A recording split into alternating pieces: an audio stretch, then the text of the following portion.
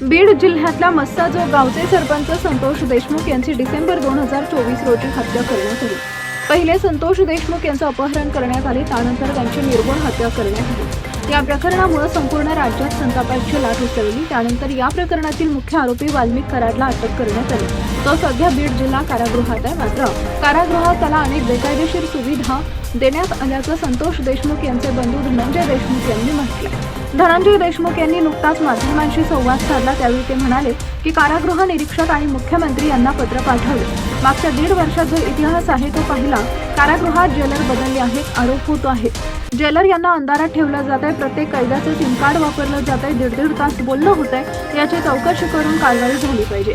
पुढे ते म्हणाले की 1.5 वर्षापासून या गुन्हेगारांना हलवा अशी मागणी करत आहोत, इतर आरोपी दुसऱ्या तुरुंगात हलवलं जात आहे। माझ्या भावाची हत्या केली गेली त्या विषयामध्ये आणि या विषयात तुलनाने खासदार पुत्र गौरव सोनवणे यांच्या बचावासाठी कुठं मोर्चे निघाले नाही। घुले आणि देशमुख हे प्रकरण वेगळं आहे, याची तुलना होऊ शकत नाही। एक आरोपी सुरुवातीला अर्ज देतो की मला लातूर कारागृह पाहिजे आणि नंतर म्हणतो बीड पाहिजे।